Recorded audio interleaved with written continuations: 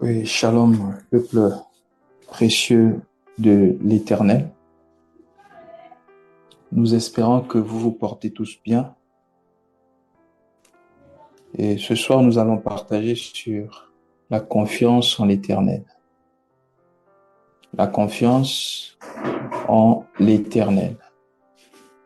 Alors, comme passage de base, nous allons prendre Psaume chapitre 37, le verset 1er.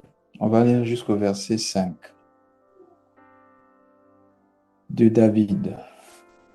Ne t'irrite pas contre les méchants, n'envie pas ceux qui font le mal, car ils sont fauchés aussi vite que l'herbe, et ils se flétrissent comme le gazon vert. Confie-toi en l'Éternel et pratique le bien. Aie le pays pour demeure et la fidélité pour pâture. Fais de l'Éternel tes délices, te donnera ce que ton cœur désire. Recommande ton sort à l'Éternel, mets en lui ta confiance et il agira. Bien-aimé,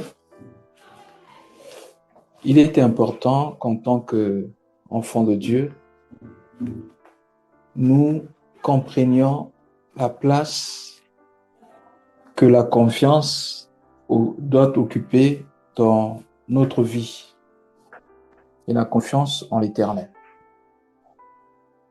Il est écrit que le juste vivra par la foi. Dans la marche chrétienne, notre vie, ou plutôt tout ce que nous souhaitons, ne pourra pas forcément arriver si ce n'est pas la volonté de Dieu. Mais il y a une chose très importante qu'on retrouve dans la vie de tous ceux qui ont réussi avec Dieu, c'est la confiance qu'ils avaient en Dieu. Vous savez, la confiance en une personne dépend de la connaissance de la moralité de celle-ci.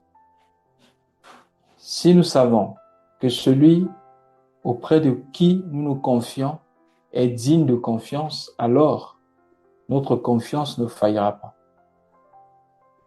Si nous sommes conscients de sa fidélité, notre confiance ne faillira jamais.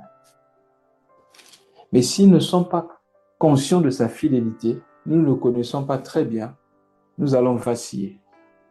Voilà pourquoi, pour avoir la confiance stable, équilibrée en l'Éternel, il est important que nous puissions développer une communion intime avec le Seigneur.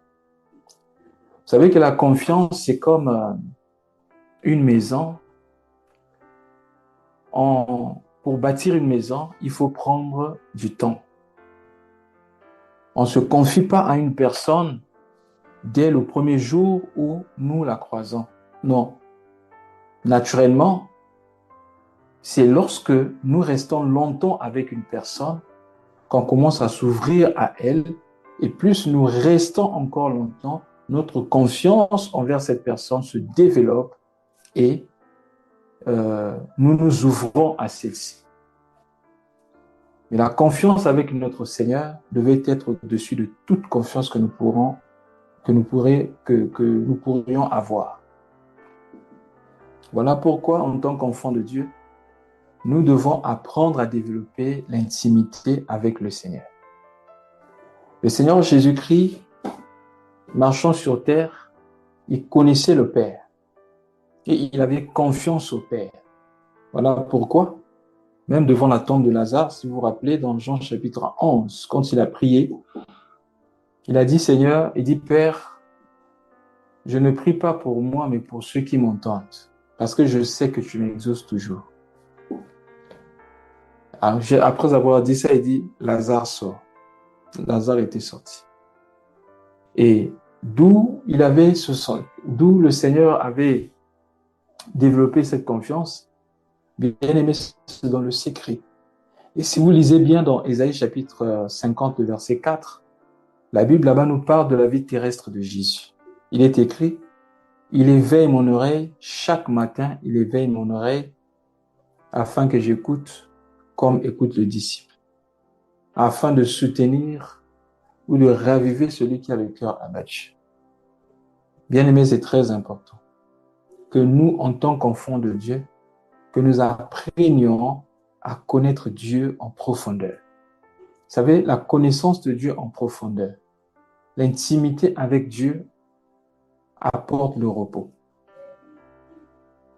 Voilà pourquoi vous allez constater que la Bible nous parle d'un repos. Et le Seigneur Jésus a dit, « Venez à moi, vous tous qui êtes chargés et fatigués, je vous donnerai du repos. » Il dit, « Car mon fardeau est léger, mon joug est léger. Venez à moi. » Et le Seigneur va ajouter, « Apprenez de moi, car je suis doux et humble de cœur. » Donc le repos que le Seigneur donne dépend de la connaissance que nous avons de lui. Lorsqu'on rentre en profondeur, en communion avec le Seigneur, bien-aimé, cela apporte le repos de l'âme. La Bible dit dans Job chapitre 14, verset 1er, que l'homme né de la femme, sa vie est sans cesse agitée. La naissance physique, lorsqu'on n'a pas expérimenté la nouvelle naissance, notre vie est agitée. Sa vie est sans cesse agitée parce qu'il ne connaît pas Dieu comme Père. Lorsque nous connaissons Dieu comme Père, frère, cela apporte le repos, cela apporte, bien aimé, la stabilité. Cela nous délivre de la crainte, cela nous délivre de la peur, et surtout, beaucoup de gens ont peur du lendemain. Et même le Seigneur Jésus, pendant qu'il marchait avec les disciples, il devait tout le temps leur rappeler qu'ils sont plus importants que n'importe quelle créature et que ceux-ci ne devaient pas avoir peur parce que celui que nous servons, il est le maître des temps et des circonstances, il contrôle toute situation et il est au-dessus de tout. C'est pourquoi il pouvait leur dire, ne savez-vous pas qu'on vend 2 moineaux pour 5 sous? Mais voici, Dieu prend soin de ces moineaux. Il dit, regardez les oiseaux du ciel, ils ne sèment ni ne moissonnent. Vous pouvez compter combien de types d'oiseaux existent sur la terre. Ils ne sèment ni ne moissonnent, mais chaque jour, Dieu permet que ces oiseaux la mangent. Oh bien-aimé, je peux aller encore plus loin. Regardez les fourmis qui marchent sur la terre. Facilement en passant, tu peux marcher sur elles et la fourmi peut mourir. Mais Dieu connaît, bien-aimé, toutes ces fourmis et Dieu les protège. Oh bien-aimé, je veux encore aller plus loin. Dieu connaît le nombre de sables qui existent sur la terre et il peut donner un nom à chaque sable. Il connaît le nombre des étoiles. Et pour assurer les disciples, il leur dit, même les cheveux de vos têtes sont comptés. Scientifiquement, il a été démontré que l'homme perd en moyenne 100 cheveux par jour. Mais Dieu connaît le nombre de nos cheveux et il dit, aucun cheveu ne peut tomber s'il ne le permet. Oh, bien-aimé dans le Seigneur, Dieu prend soin de toi avec moindre détail. Dieu prend soin de toi. La Bible dit même que nous sommes la prunelle de ses yeux. Lorsque tu appartiens à Christ, tu dois savoir que tout ce qui est de toi, tout ce qui est de toi est protégé par Dieu. Et tu dois avoir confiance en l'Éternel. Tu dois avoir confiance en l'Éternel. Et cette confiance-là va t'aider à surmonter des épreuves. C'est très important. On va lire un peu l'histoire de David. Vous allez voir comment David avait réagi devant les malédictions de cet homme qu'on appelait Chiméi. Allons rapidement dans le livre de 2 Samuel chapitre 16. C'est du verset 5 jusqu'au verset... on peut lire jusqu'au verset...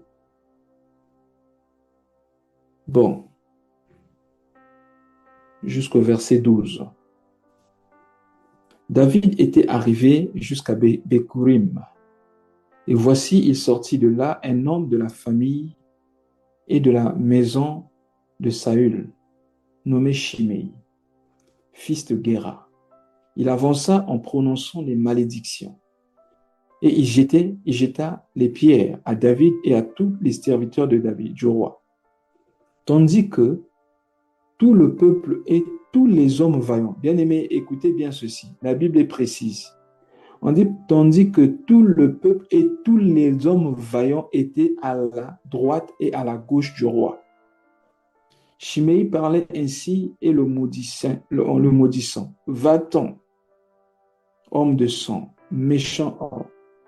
L'Éternel fait retomber sur toi tout le sang de la maison de Saül, dont tu occupais le trône. Et l'Éternel a livré le royaume entre les mains d'Absalom, ton fils, et te voilà malheureux comme tu le mérites, car tu es un homme de sang. Verset 9. Alors Abishai, fils de Tcherouja, dit au roi, pourquoi ce chien mort maudit-il le roi?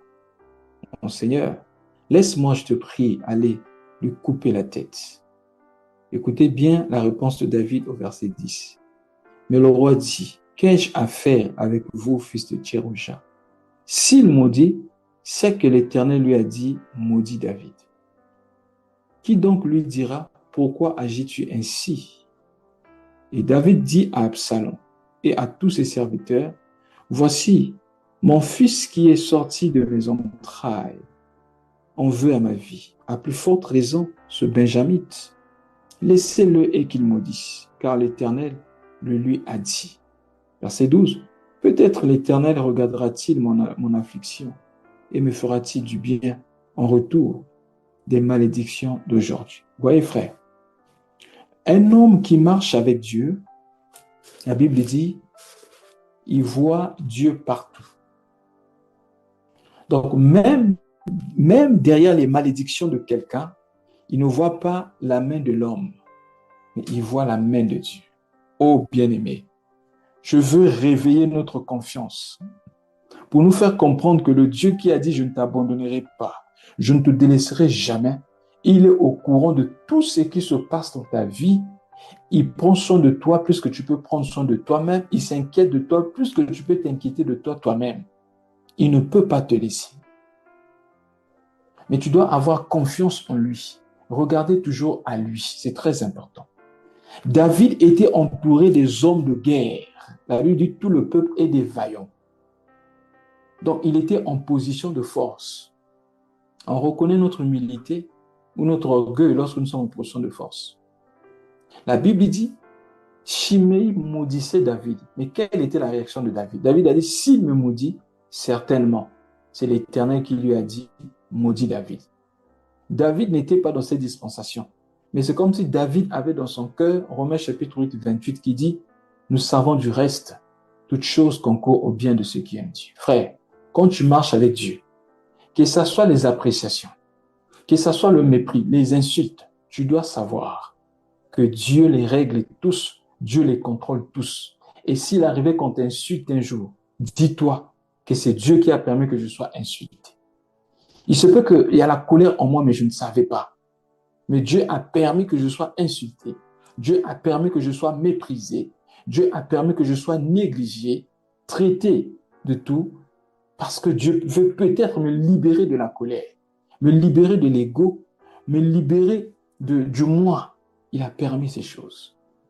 David a reconnu, il dit non, ce n'est pas de lui-même, mais Dieu est derrière. Et quand je parle de ça, je me souviens de Jésus-Christ. Vous savez, en tant qu'enfant de Dieu, nous devons savoir que le témoignage de Dieu est plus grand que le témoignage des hommes. Et nous devons nous confier à ce que Dieu dit de nous. Parce que l'homme est changeant. L'homme peut dire que tu es bien aujourd'hui parce que tu lui as fait du bien. Le même que tu as aidé aujourd'hui. Si demain tu ne l'aides pas, il peut revenir pour dire que tu n'es pas bien, tu es mauvais. Tu es égoïste. Mais Dieu ne change pas. Son témoignage reste debout. Si Dieu dit que tu es bien, c'est que tu es bien. Nous devons nous confier en l'Éternel. Ne pas regarder au témoignage des hommes. C'est très important, frère. Depuis le jour où l'Éternel avait déclaré, après son baptême dans le Jourdain, que celui-ci est mon fils bien-aimé, Jésus-Christ avait gardé ce témoignage. Il ne cherchait pas les témoignages des hommes. Voilà pourquoi pendant qu'il marchait, il disait le Fils de l'homme n'a pas besoin d'être témoigné par un homme. Il ne cherche pas la faveur des hommes. Il ne cherche pas l'appréciation des hommes. Voilà pourquoi il était libre de toute angoisse. Il était libre de toute inquiétude. Il était libre de toute forme de dépression. Pourquoi? Parce que tout ce qu'il cherchait, c'était la gloire de Dieu et il dépendait du témoignage de Dieu.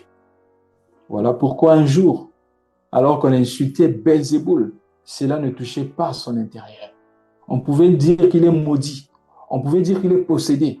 Cela ne changea pas son attitude. Pourquoi? Parce que le témoignage de Dieu était suffisant. Dieu avait déjà dit, celui-ci est mon fils bien-aimé, en qui j'ai mis toute mon affection. C'était assez pour lui. Il ne chercha pas d'autres témoignages. Voilà pourquoi. Que ce soit les insultes, que ce soit les injures, même les appréciations, ne changea pas la disposition de son cœur. Vous vous rappelez ce jour-là, pendant qu'il prêchait dans une maison, une femme va s'écrier en disant « Heureuse les mamelles qui t'ont arrêté ». Mais que dit Jésus? Heureux plutôt celui qui écoute la parole de Dieu et qui la met en pratique. Hein? Les flatteries des hommes ne pouvaient pas changer son intérieur. Les injustices, l'injustice des hommes, les insultes des hommes ne pouvaient pas changer sa disposition. Pourquoi? Parce que le témoignage de Dieu était suffisant. Frère, si nous voulons avoir la paix, si nous voulons être en repos, bien-aimés dans le Seigneur, nous devons dépendre du témoignage de Dieu.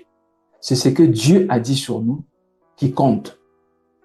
Mais ne pas chercher les appréciations des hommes. Savez-vous pourquoi nous sommes souvent attristés lorsque nous sommes maltraités? Parce que, bien-aimés, nous cherchons l'adoration des hommes. Supposons que quelqu'un vienne te dire tu es possédé. Quelle sera ta réaction? Alors, je trouve que tu es possédé, hein, toi tu as un démon en toi. Certainement tu vas te fâcher. Cela prouve à suffisance que il y a encore le moi en toi, tu dépends des opinions des hommes. Moi, je ne dépends pas des opinions des hommes. Tu peux dire que je suis Belzéboul. Tu peux dire que je suis égaré.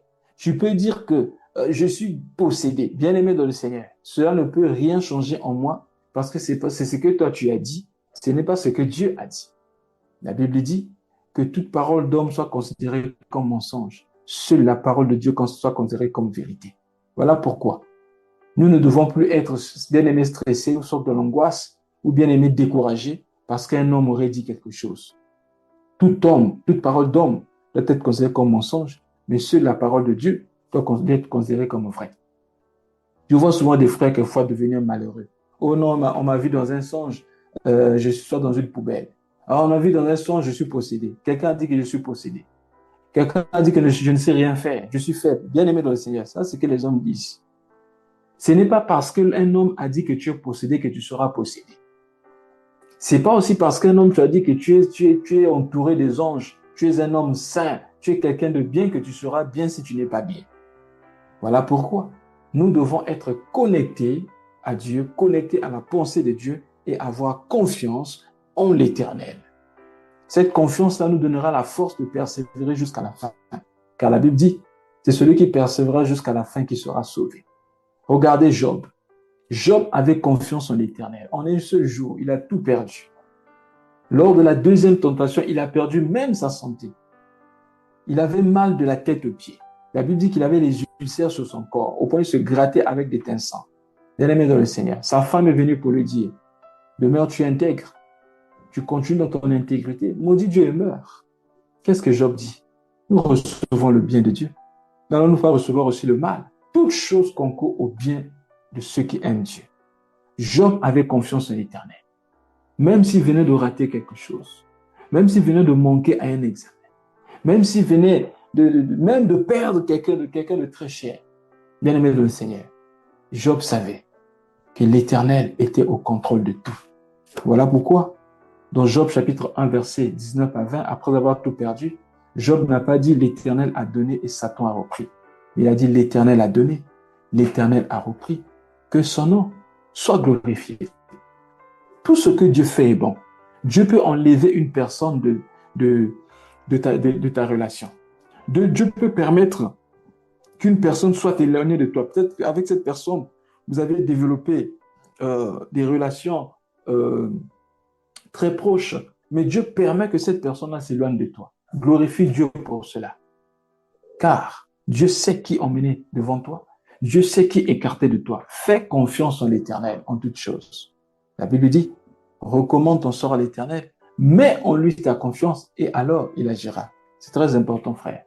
En ce temps de la faim, ou bien aimer la dépravation est de tous côtés, nous avons besoin d'avoir confiance en l'Éternel et regarder à l'Éternel. Bien-aimé, c'est très important. Et c'est ainsi que nous allons réussir. Car les jours s'annoncent mal. De plus en plus, le monde va connaître des moments difficiles. Et il sera difficile pour ceux qui marchent avec Jésus-Christ de vivre dans ce monde. C'est pourquoi c'est aussi un signe que nous sommes à la fin des temps. Il y a 2 heures, à peine 2 heures, j'ai reçu une vidéo qui parle des enfants aux États-Unis dans lequel ils ont introduit des livres qui enseignent le sexe aux enfants qui sont à l'école primaire. Et ils disent que c'est normal. Et cela est rentré même en France. J'ai reçu aussi un audio comme ça, la semaine passée, où c'est une fille du CM2 qui expliquait à sa mère comment est-ce que sa maîtresse leur enseignait ces choses bien aimées. Si je ne peux même pas prononcer ce que cette fille-là disait parce que c'est trop sale. Mais bien aimés dans le Seigneur, nous sommes en train d'aller vers la fin. Déjà, aux enfants qui sont au jardin, on dit à ces enfants-là, c'est possible d'avoir des parents qui sont hommes ou femmes. C'est tout à fait normal. On dit à ces enfants-là, vous pouvez choisir d'être homme ou femme. Le transsexuel, ils disent à ces enfants, vous pouvez changer de sexe. Bien-aimés dans le Seigneur, nous sommes à la fin. Et ce que nous devons faire à la fin des temps, nous devons être fermes. C'est très important. L'apôtre Paul a dit, c'est là que je vais chuter, dans 1 Pierre chapitre 4, verset 7. Il dit, la fin de toute chose est proche. Soyez donc sobres et sages pour vaquer à la prière. Frères, sœurs, que Dieu renouvelle sa confiance en toi. Que Dieu te fortifie. Que tu ne perdes pas confiance lorsque tu seras devant l'adversité. Que rien ne vienne te faire croire que Dieu n'est pas là. Bien-aimé dans le Seigneur, Dieu est toujours là. C'est pas les ténèbres qui viendront enlever ce qui est déjà là dans la lumière. Je vais donner un exemple simple. Aujourd'hui, si je rentre par exemple dans ma maison, il n'y a pas d'électricité. Je sais que je suis dans le noir, mais je sais que dans ma maison, il y a telle pièce, il y a telle chose, il y a telle chose. Mais comme je suis dans le noir, je suis incapable de le voir. Si j'allume la lumière, je verrai ces choses. Alors je vais dire à quelqu'un que les difficultés que tu rencontres, que l'adversité que tu rencontres ne viennent pas te rendre aveugle face aux promesses que Dieu t'a faites. Que ces choses-là ne viennent pas te faire croire que Dieu peut mentir, te faire croire que ce que Dieu a dit n'arrivera pas. Bien-aimé, nous sommes certains. Ce qu'il a dit arrivera. Il n'est pas un homme pour mentir, ni le fils de l'homme pour se repentir. Il est le créateur de toutes choses. Quand il dit une chose, c'est qu'il a déjà fait. Ce n'est qu'une question de temps. Dieu n'est jamais en retard, frère, mais c'est nous qui sommes pressés. Que Dieu te bénisse. Continuerons prochainement s'il le permet. Amen.